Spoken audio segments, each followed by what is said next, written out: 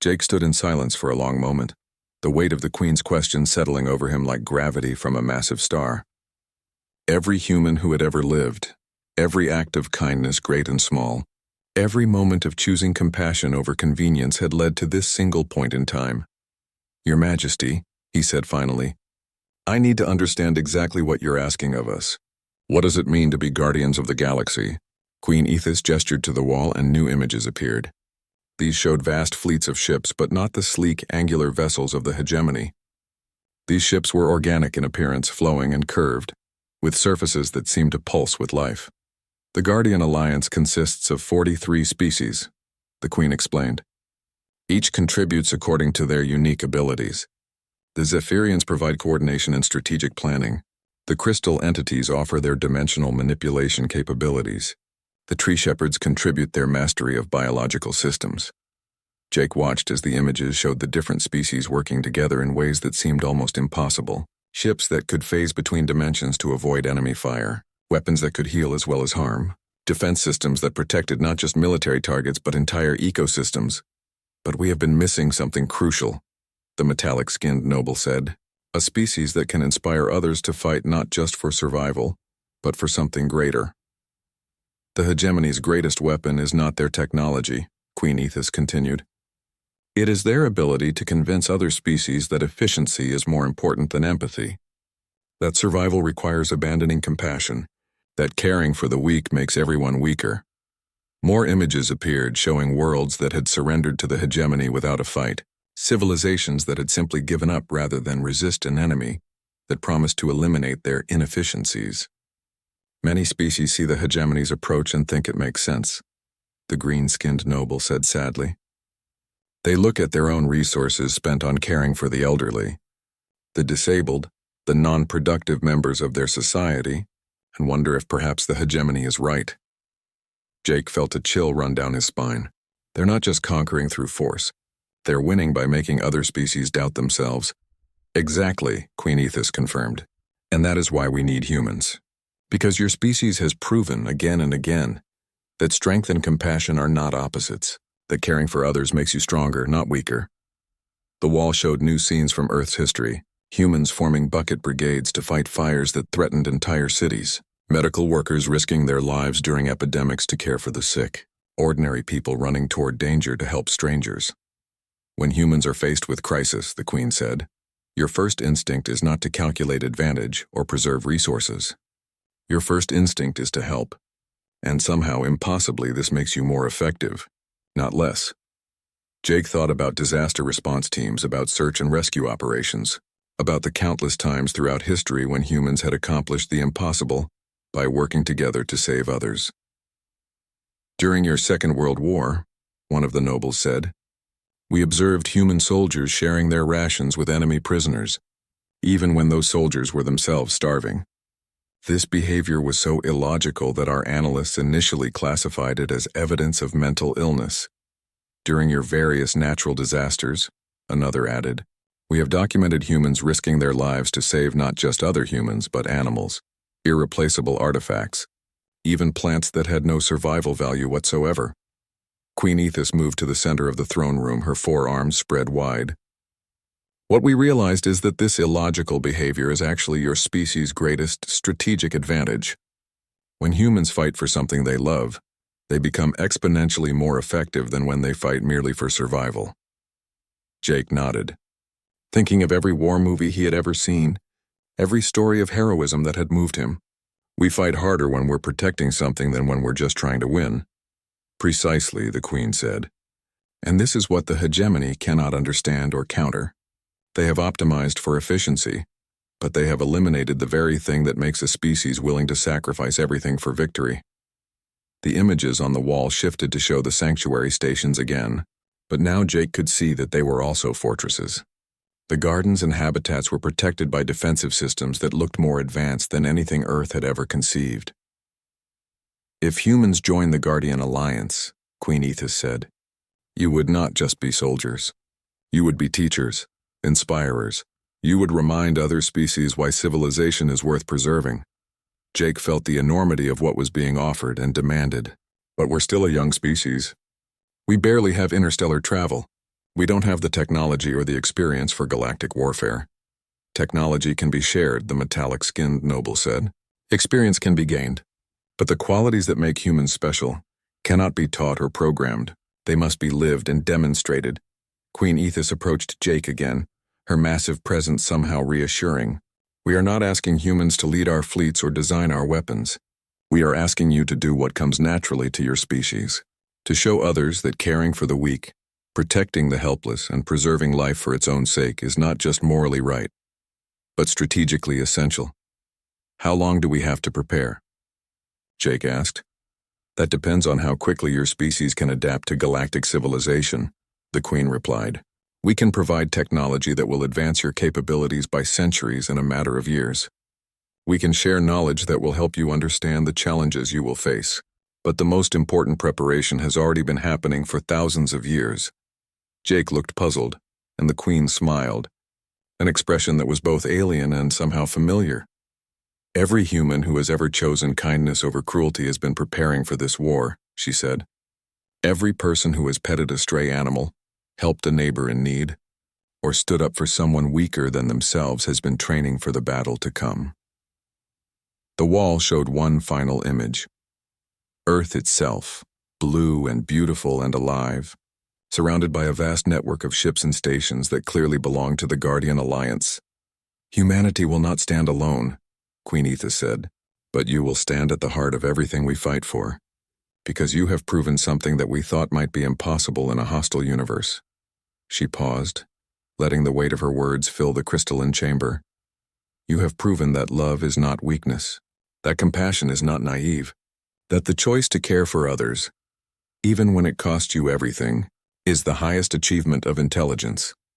Jake felt the tears running down his cheeks now, understanding finally the true significance of every gentle touch, every moment of kindness, every time a human had chosen to reach out to another living being simply because they cared. So I ask you one final time, Commander Morrison, Queen Ethis said, her voice carrying the weight of destiny itself. Will humanity accept the responsibility to show the galaxy that love is worth fighting for? Jake took a deep breath, feeling the weight of his entire species resting on his next words. Around him, the crystalline throne room seemed to pulse with anticipation, and he could sense that this moment would echo through galactic history for millennia to come. Your Majesty, he began, his voice steady despite the magnitude of what he was about to say. Humans pet things because we recognize something that apparently makes us unique in the galaxy. We understand that the value of a life isn't measured by what it can give back to you.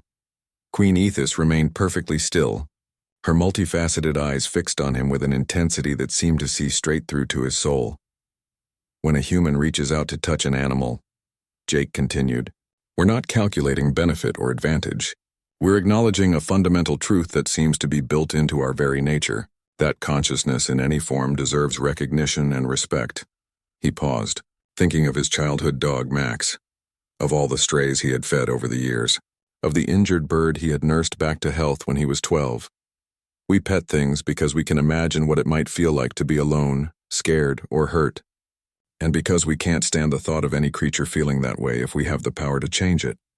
One of the alien nobles, this one with skin that seemed to shift between different shades of green, leaned forward. But surely this behavior is not universal among your species. Surely some humans are more practical? Jake nodded honestly. Of course. We have humans who are cruel, selfish, and indifferent. We have humans who hurt animals for sport or profit. We have humans who view other life forms as nothing more than resources to be exploited. He saw several of the aliens exchange glances, and for a moment he wondered if he had just doomed his species by admitting their flaws. But here's what I think you might be missing, he continued. Even our worst humans usually know that what they're doing is wrong. They have to work against something inside themselves to be cruel. They have to ignore an instinct that tells them to care. Queen Ethis tilted her head in what might have been curiosity. Explain. Human children don't have to be taught to be gentle with animals, Jake said, warming to his theme. They have to be taught boundaries and safety. But the basic instinct to reach out and touch, to comfort and connect, that comes naturally. We have to learn cruelty. Kindness is our default setting. The green-skinned alien spoke again. You suggest that compassion is genetically encoded in your species? I think it's more than that, Jake replied. I think it's the driving force behind everything we've achieved. Every human advance, every breakthrough, every moment of greatness in our history has come from someone who cared about something bigger than themselves. The crystalline wall began to glow again, and new images appeared. But these weren't surveillance footage from Earth. These were scenes Jake didn't recognize at first. "Show him the Sanctuary Project," Queen Ethis said quietly. The images revealed a massive space station unlike anything humans had ever built. Gardens and habitats stretched as far as the eye could see, filled with creatures from dozens of different worlds. Jake could see Zephyrians moving among them, tending to their needs with the same gentle care he had seen humans show to their pets. "When we first achieved interstellar travel," Queen Ethis explained, "we encountered many species that were on the verge of extinction. Environmental disasters, stellar events, the natural cycles of planetary evolution. Most civilizations we met considered these losses inevitable and acceptable." The images showed more details of the station. Elaborate ecosystems had been recreated in perfect detail. Creatures that had clearly evolved on different worlds lived in carefully maintained environments that mimicked their home planets. "But we could not accept it," the Queen continued. "Something in our nature compelled us to save what could be saved, to preserve what others would let die. Our entire civilization has been built around this principle." Jake stared at the images in wonder. "You're caretakers, guardians, as are you," said the metallic-skinned noble. "Your species simply hasn't had the opportunity to express it on a galactic scale. Yet."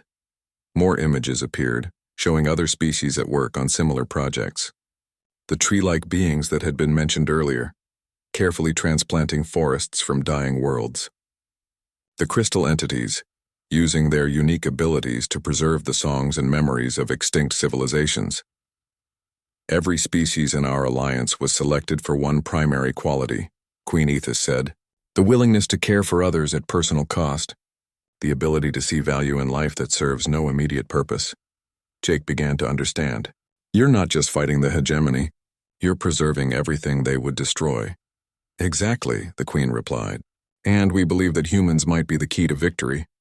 Not because of your military might or your technology, but because of your extraordinary capacity for what you might call inefficient love." The images shifted to show human-like figures working alongside the aliens in the sanctuary stations. But Jake realized these weren't actually humans, just very close approximations. "We have been preparing for humanity's arrival for generations," Queen Ethis explained. "We have studied your behavior patterns, your psychological profiles, your social structures. We believe that humans could become the guardians that the galaxy desperately needs." Jake felt a surge of pride mixed with overwhelming responsibility. "But why us specifically? You said you found other species with similar traits." The Queen's forearms moved in what Jake now recognized as a gesture of deep significance. "Because humans are the only species we have encountered that demonstrates universal compassion despite having evolved under constant threat. Every other compassionate species we know developed on relatively peaceful worlds." She gestured to the assembled aliens. "The Zephyrians evolved on a world of abundance where resources were plentiful and threats were minimal. The crystal entities developed in environments where survival was guaranteed. The tree shepherds grew up in ecosystems so stable that they lasted for millions of years unchanged." Jake began to see where this was leading. "But humans," the Queen continued, "developed compassion on a world that was actively trying to kill you. You learned to care for others while fighting for your own survival. You developed empathy while competing for scarce resources. You chose kindness while surrounded by constant danger." The metallic-skinned noble stepped forward. "This makes human compassion unique in the galaxy. It has been tested by fire and proven indestructible. When the hegemony comes, when the galaxy faces its darkest hour, we need guardians who will not abandon their principles no matter how desperate the situation becomes." Queen Ethis moved closer to Jake, her massive presence somehow comforting rather than intimidating. "When humans pet animals, you demonstrate something that we have never seen before. Compassion without naivety, kindness with strength, love that has survived every test the universe could devise." Jake felt tears forming in his eyes as the full weight of what she was saying hit him. "You're saying that every person who ever stopped to help a stray cat, every child who ever cried over a dead bird, every human who ever chose to be kind when it would have been easier to be cruel, they were all preparing for this moment?" "Yes," Queen Ethis said simply. They were proving that your species has what it takes to be the guardians of the galaxy. The question now is whether you are ready to accept that responsibility. The silence that followed Queen Ethis's words seemed to stretch across eternity. Jake felt the weight of every gaze in the throne room. But more than that, he felt the weight of history itself. Every human who had ever stopped to help an injured animal, every child who had brought home a stray, every person who had chosen kindness over practicality, had led to this moment. But I must tell you something else. Commander Morrison, the Queen continued, her voice taking on a darker tone. Something that will help you understand the true significance of what we are discussing. The crystalline wall began to glow again, but this time the images that appeared made Jake's stomach turn. Barren planets, destroyed cities, vast landscapes that looked like they had been scoured clean of all life. The hegemony, Queen Ethis said, and Jake noticed that every Zephyrian in the room seemed to tense at the word. They are coming. Jake had never heard the name before, but something about the way the Queen spoke it made his blood run cold. Who are the hegemony? A confederation of species from the far rim of the galaxy, one of the purple-marked nobles explained. They have been expanding toward this sector for the past 2,000 years, consuming every world in their path. The images on the wall showed massive ships, sleek and angular, descending toward peaceful planets. Then came scenes of methodical destruction, not random or chaotic, but deliberate and complete. The hegemony believes that the galaxy contains too much inefficiency, Queen Ethis said carefully. They see kindness as weakness. They view compassion as a genetic flaw to be eliminated. They consider any species that wastes resources on caring for other life forms to be fundamentally defective. Jake watched in horror as the images showed the aftermath of hegemony conquests. Not just destroyed cities, but entire ecosystems stripped bare. Worlds reduced to nothing but mining operations and factory complexes. They are remarkably efficient, another noble said with obvious distaste. When they encounter a planet with multiple species, they immediately identify the most useful one and eliminate all others. No exceptions, no mercy, no consideration for potential value that might not be immediately apparent. They have consumed 47 civilizations so far, Queen Ethis said. Some of them were species we had considered friends for millennia.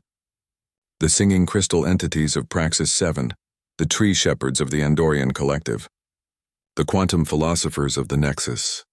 Jake realized he was gripping his hands together so tightly that his knuckles were white. How long until they reach this sector? Our best estimates suggest they will arrive in this region within 50 Earth years, the Queen replied. Perhaps sooner if they encounter less resistance than anticipated.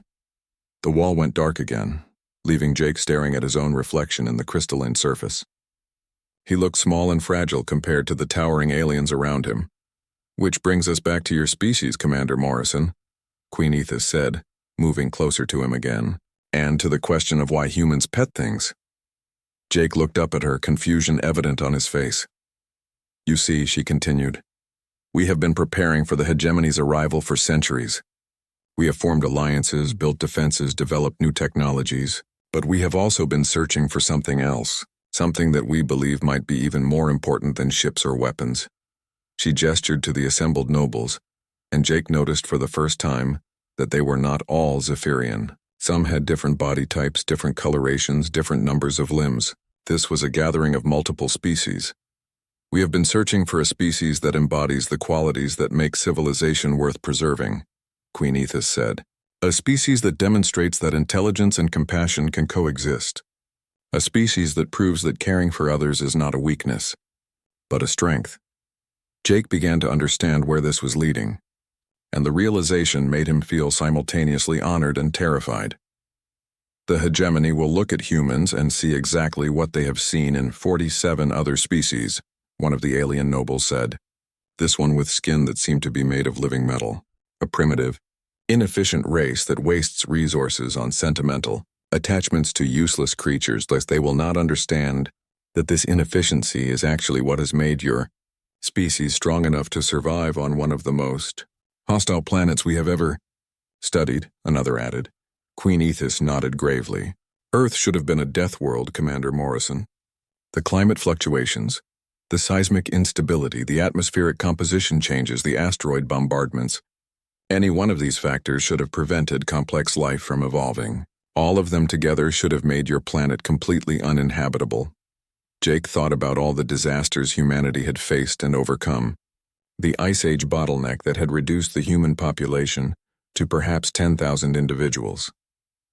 The Toba supervolcano eruption that had nearly wiped out all life on Earth.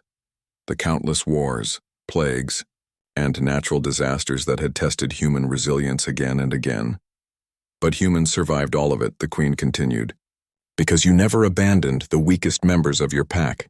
Because you risked everything to save not just yourselves, but your animals, your elderly, your disabled, your children.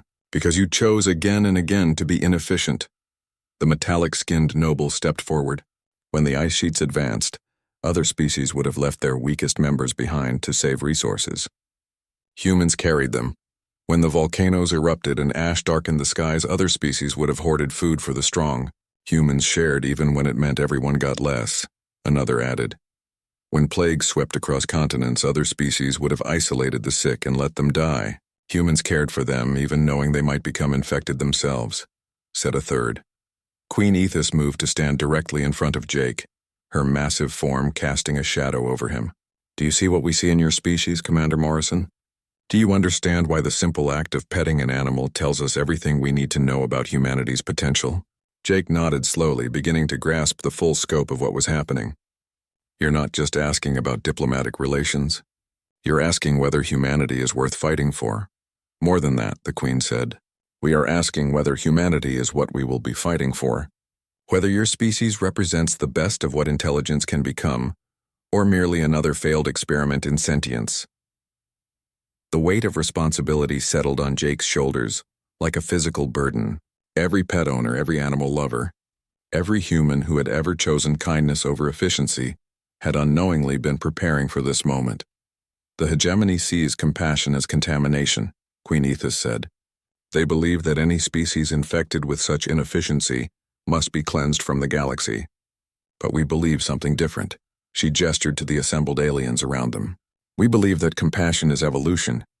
We believe that the ability to care for others, especially those who cannot repay that care, is the highest achievement of intelligence. Jake looked around the throne room, seeing the representatives of multiple species who had apparently been having this same conversation, making this same choice. So I ask you again, Commander Morrison, Queen Ethis said, her voice carrying the weight of destiny. Why do humans pet things? And is that quality strong enough to be worth going to war over? Queen Ethis moved to a section of the crystalline wall that began to glow at her approach. Images appeared within the transparent surface, showing scenes that made Jake's breath catch in his throat. They were videos of Earth, but not taken from any human satellite or spacecraft. We have been watching your species for a very long time. Commander Morrison, the Queen said, her voice taking on a different quality, much longer than you might imagine. The first image showed a human child, perhaps 8 years old, sitting in what looked like a bombed-out building. The child was thin, obviously hungry, but was carefully sharing pieces of bread with a small dog that was equally malnourished. Both were covered in dust and wore clothing that suggested they were refugees from some conflict. This child had not eaten in 2 days. Queen Ethis said quietly. Our sensors confirmed that. Yet when she found this small amount of food, her first instinct was to share it with a creature that could provide her no assistance, no protection, no benefit whatsoever. The image shifted to show an elderly man in what appeared to be a hospice care facility. His hands were gnarled with arthritis and he moved with obvious pain. But he was gently stroking a cat that had somehow found its way into the building. This human was dying, the Queen continued. He knew it. We knew it. And yet he spent his remaining strength providing comfort to an animal that had wandered in from the street. The cat was not even his pet. They had never met before that day. Jake watched, transfixed, as more images appeared. A soldier in a combat zone carefully moving an injured bird to safety while under fire. A homeless woman sharing her blanket with a stray dog during a winter storm. A teenager stopping on a busy street to help an injured pigeon, ignoring the impatient honking of traffic around her. Every species we have encountered acts according to predictable patterns, Queen Ethis said. Survival, reproduction, resource acquisition, territory defense. But humans consistently act against their own immediate interests to help creatures that cannot reciprocate. One of the Zephyrian nobles, this one bearing intricate purple markings, stepped forward. We initially theorized that this might be a form of genetic malfunction, a behavioral glitch that somehow persisted in your population. But the more we observed, another noble added, the more we realized that this glitch might actually be your species' greatest strength. The Queen waved her hand, and the images changed to show larger scenes. Humans forming rescue chains to save animals during floods, veterinarians working without pay in disaster zones, wildlife researchers dedicating their lives to protecting species that most humans would never even see. We have watched your species face extinction-level events, Queen Ethis said. Ice ages, asteroid impacts, supervolcanic eruptions, global pandemics. By all rights, your evolutionary line should have ended dozens of times over.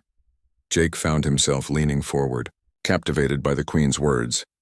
But something extraordinary happens when humans face impossible odds, she continued. You do not simply fight for yourselves. You fight for each other. You fight for your animals. You fight for creatures that most species would abandon without a second thought. The wall showed images of the 2004 tsunami, but not the destruction Jake expected. Instead, it showed humans risking their lives to save not just other people, but dogs, cats, elephants, and countless other animals caught in the disaster. During your Hurricane Katrina, the purple-marked noble said, we observed humans refusing evacuation because they would not abandon their pets. Many died rather than leave their animals behind. During your Australian wildfires, another added, we documented humans entering burning buildings to rescue creatures that belonged to complete strangers. Queen Ethis turned back to Jake, her large eyes seeming to look straight through him. Do you understand what this tells us about your species, Commander Morrison? Jake shook his head, still processing what he was seeing and hearing. It tells us that humans have developed something that we have never encountered in 10,000 years of galactic exploration, the Queen said. You have evolved beyond pure survival instinct. You have developed what can only be called compassion, not just for your own kind, but for all life. The images on the wall shifted again, showing scenes from across human history, cave paintings that depicted not just human figures and hunting scenes, but also careful, loving representations of animals, ancient burial sites where humans and dogs were interred together, medieval manuscripts showing monks caring for injured wildlife. This behavior pattern extends back to your earliest recorded history, Queen Ethis explained. Archaeological evidence suggests that humans were caring for disabled and elderly pack animals over 30,000 years ago. You were petting things before you had developed agriculture, before you had built cities, before you had even developed written language. Jake felt a strange mix of pride and bewilderment. Your Majesty, I'm honored that you've studied us so thoroughly, but I still don't understand why this matters so much to you. The Queen's forearms moved in what Jake was beginning to recognize as a gesture of great importance. Around the throne room, every noble seemed to lean forward in anticipation. It matters, Commander Morrison, because in all our travels, in all our studies of countless civilizations, we have learned one fundamental truth about the nature of intelligence and survival. She paused, letting the weight of her words settle in the crystalline air. Species that survive long enough to reach the stars, species that build civilizations that last for millennia, species that become truly great, they all share one characteristic. They learn to care for more than just themselves. The wall went dark, and the Queen's full attention focused on Jake. The greatest civilizations we have known all began with a simple recognition that the mark of true intelligence is not the ability to dominate or control, but the wisdom to nurture and protect. Your species has demonstrated this wisdom at the most fundamental level. Jake felt the weight of her words settling over him like a blanket. So when you ask why humans pet things, I am asking whether your species has the one quality that matters most for membership in our galactic community, Queen Ethis said solemnly. The ability to care for life simply because it exists. Queen Ethis stepped back, her forearms moving in what Jake was beginning to recognize as a gesture of deep contemplation. Her multifaceted eyes seemed to shimmer with an inner light as she regarded him. The question is this, Commander Morrison, she said, her musical voice carrying across the crystalline throne room. Why do humans pet things? Jake blinked, certain he had misheard. The neural translator in his head buzzed softly, confirming that it had processed the words correctly. Around the throne room, the assembled Zephyrian nobles remained perfectly still, their attention focused entirely on him. I'm sorry, Your Majesty, could you repeat that? Why? the Queen said with deliberate precision. Do humans pet things? We have observed this behavior extensively, and it makes no logical sense to any of our xenobiologists, anthropologists, or behavioral experts. Jake felt his carefully prepared diplomatic responses crumble away. Of all the questions he had anticipated, this was not one of them. He had expected inquiries about human military capabilities, their technological potential, their political structures, or their philosophical beliefs, not petting. You see, Queen Ethis continued, beginning to pace around him with fluid grace, every other species we have encountered has clear, logical reasons for their interactions with other life forms. The Kalthons absorb useful species into their hive mind. The Mordak hunt for sport and dominance. The ethereal study other beings for scientific knowledge. Even the peaceful Selenites only interact with creatures that provide some form of mutual benefit. Jake's mind raced, trying to understand where this was leading. The Queen's tone suggested this was not a casual inquiry. But humans, she said, stopping directly in front of him again. Humans pet things. You touch creatures that provide no benefit to you. You stroke the fur of predators that could kill you. You gentle wild animals that have no economic value. You comfort dying creatures that cannot repay your kindness. Our observers have documented thousands of examples, and we cannot comprehend the purpose. One of the Zephyrian nobles, distinguished by elaborate golden markings across his blue skin, stepped forward. Your Majesty, if I may share our findings? Queen Ethis gestured for him to proceed. Commander Morrison, the noble said, his voice carrying a tone of scientific curiosity, we have footage of a human child petting a creature you call a snake, despite being taught that such creatures are dangerous. We have recorded instances of human soldiers in combat zones, stopping to comfort wounded animals that belong to their enemies. We have observed humans petting creatures that cannot even perceive their touch, such as your turtles and certain fish species. Another noble, this one with silver markings, added, most puzzling of all, we have documented humans petting creatures that actively dislike being touched. Your cats often show clear signs of irritation, yet humans continue this behavior. It serves no evolutionary purpose we can identify. Jake found himself thinking about his own experiences. His childhood dog Max, who had loved belly rubs. The stray cat near his apartment that barely tolerated his presence, but somehow always ended up purring when he scratched behind her ears. The dolphins he had encountered during a shore leave who seemed to enjoy human contact, despite having no reason to trust his species. Furthermore, the first noble continued, this behavior appears to be nearly universal among your species. Regardless of culture, geography, or social status, rich humans pet animals. Poor humans pet animals. Human warriors pet animals. Human scholars pet animals. It transcends all your normal social boundaries. Queen Ethis moved closer again, her large eyes studying Jake's face intently. We have spent considerable resources trying to understand this phenomenon. Our best theorists have proposed numerous explanations. Perhaps it is a form of resource assessment, a way of claiming territory, a primitive dominance display. But none of these theories hold up under scrutiny, the silver-marked noble said. Humans often pet creatures they have no intention of owning or controlling. They pet animals they will never see again. They pet creatures that provide no status or material benefit. Jake realized that every being in the throne room was waiting for his response. The weight of representing his entire species pressed down on him. How could he explain something so fundamentally human to beings who apparently had no equivalent behavior? Your Majesty, he began slowly, I think the confusion might come from looking for a logical purpose when there isn't necessarily one. The Queen's head tilted in a gesture that seemed curious. Explain. Jake took a deep breath. Humans pet things because it feels good. Not just for us, but often for the animals too. It's a form of communication that doesn't require words or complex thought. It's a way of saying, I see you, I acknowledge you, and I wish you well. But what do you gain from this? The golden-marked noble asked. Sometimes nothing, Jake admitted. Sometimes the animal bites us or runs away or shows no response at all. But sometimes, he paused, thinking of Max's happy face when he came home from school. Sometimes you create a moment of connection, a brief understanding between two completely different forms of life. The Zephyrians exchanged glances that Jake couldn't interpret. Queen Ethis remained silent for a long moment, her multifaceted eyes reflecting the light from the crystalline walls. You do this even when it provides no benefit? She asked finally. Especially then, Jake said, surprising himself with his certainty. Anyone can be kind when there's something in it for them.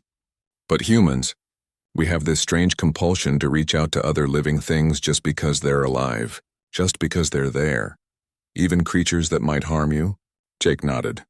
Some of us, yes. We know it's not always smart, but we do it anyway. The Queen was quiet for so long that Jake began to worry he had said something wrong. The assembled nobles remained perfectly still, waiting for their ruler's judgment. Finally, Queen Ethis spoke, her voice carrying a tone Jake hadn't heard before. This troubles our understanding of natural selection, Commander Morrison. Such behavior should have been eliminated from your species long ago. Maybe, Jake said, but it wasn't, and maybe that tells you something important about us. Commander Jake Morrison stood at attention in the crystalline throne room, trying not to let his amazement show on his face. The Zephyrian palace stretched impossibly high above him, its walls made of some translucent material that seemed to pulse with inner light. Delicate spires twisted upward like frozen music, and the air itself shimmered with an otherworldly energy that made his skin tingle. The alien delegation had been very specific about protocol. No sudden movements, no touching anything, and absolutely no disrespect toward Queen Ethis, the most powerful ruler in this corner of the galaxy. Jake had read the briefings during the 3-month journey here, but nothing had prepared him for the sheer alien beauty of this place. Queen Ethis herself was a sight to behold. She stood nearly 10 feet tall, her body graceful and elongated like a living sculpture. Her skin had a pale blue luminescence, and her large, multifaceted eyes reflected the light in ways that reminded Jake of precious gems. Forearms moved with fluid precision as she gestured, and her voice, when she spoke, had a musical quality that seemed to resonate in his chest. "Welcome, human representative," she said, her words translated perfectly by the neural interface they had provided him. "I am told your species has finally achieved interstellar travel." Jake bowed slightly, exactly as his diplomatic training had taught him. "Your Majesty, it is an honor to meet you. I am Commander Jake Morrison, representing the United Earth Coalition. We come seeking peaceful relations with your magnificent empire." The Queen's massive eyes studied him with an intensity that made him feel like a specimen under a microscope. Around the throne room, dozens of other Zephyrians watched silently. Some wore elaborate robes that seemed to be made of liquid starlight. Others had mechanical augmentations that merged seamlessly with their organic forms. All of them radiated an aura of ancient wisdom and technological superiority that made Jake acutely aware of how young and primitive humanity must seem to them. "Peaceful relations," Queen Ethis repeated, her tone unreadable. "Yes, we have heard interesting things about your species." Very interesting things indeed. Jake felt a flutter of nervousness in his stomach. The briefings had mentioned that the Zephyrians were known for their unpredictable nature. Some species found them benevolent and wise. Others had been completely destroyed after a single diplomatic meeting gone wrong. Nobody seemed to know what criteria the Zephyrians used to judge other races. "We hope that our species can learn from your wisdom and perhaps contribute our own small knowledge to the galactic community," Jake said carefully. The Queen moved closer, her footsteps making no sound on the crystalline floor. Up close, Jake could see that her skin wasn't just blue, but contained swirling patterns of deeper colors, like looking into the depths of an alien ocean. Her scent was strange but not unpleasant, reminiscent of ozone and flowers he had never smelled before. "Tell me, Commander Morrison," she said, and something in her tone made every other sound in the vast throne room fade to silence. "We have studied many species. The Calthons with their hive minds, the Mordak with their warrior culture, the peaceful Selenites who live in perfect harmony. Each species has its defining characteristic, its essence. But humans puzzle us." Jake swallowed hard. This was it, the moment that would determine whether humanity was welcomed into the galactic community or marked for destruction. Everything depended on how he answered her questions. "What puzzles you about us, Your Majesty?" he asked. The Queen's forearms moved in a complex gesture that might have been amusement. "Your species is unique in ways that our xenobiologists find disturbing. You are not the strongest, not the smartest, not the most technologically advanced. You lack the psychic abilities of the Vorthak or the dimensional manipulation skills of the ethereals. By most measures, you should have been extinct long ago." Jake felt his mouth go dry. Where was this leading? Yet, the Queen continued, you have survived ice ages, volcanic eruptions, meteor strikes, plagues, and countless wars. You have thrived on a planet that seems actively hostile to life. You have created art and music and literature that moves even our ancient hearts. You have shown both incredible cruelty and impossible kindness, often in the same individual. The throne room was so quiet that Jake could hear his own heartbeat. Every eye was focused on him. We have observed your species for centuries, Queen Ethis said. We have watched you fight impossible odds and somehow emerge victorious. We have seen you sacrifice everything for strangers you will never meet. We have witnessed your capacity for both creation and destruction on a scale that defies understanding. Jake tried to think of something to say, but his throat felt like sandpaper. The Queen's massive form loomed over him, and he realized that this moment would echo through history. His words here would either open the stars to humanity or seal their fate forever. So I must ask you a question. Commander Morrison, the Queen said, her voice taking on a formal tone that sent chills down Jake's spine, a question that will determine how we proceed with your species. The silence stretched on for what felt like an eternity. Jake could feel sweat beading on his forehead despite the cool air of the throne room. Every diplomatic protocol he had memorized seemed useless now. This wasn't about trade agreements or territorial boundaries. This was about something much deeper. I am ready to answer, Your Majesty, he said, surprised by how steady his voice sounded. Queen Ethis moved even closer, until her alien face was only inches from his. Her breath was warm and carried that strange floral scent. When she spoke, her voice was barely above a whisper. But somehow it filled the entire room. Commander Jake Morrison of the species called human, she said. I need you to explain something that our greatest minds cannot understand. Something that makes your kind unique among all the races we have encountered in 10,000 years of galactic civilization. Jake held his breath, waiting for the question that would determine humanity's future among the stars.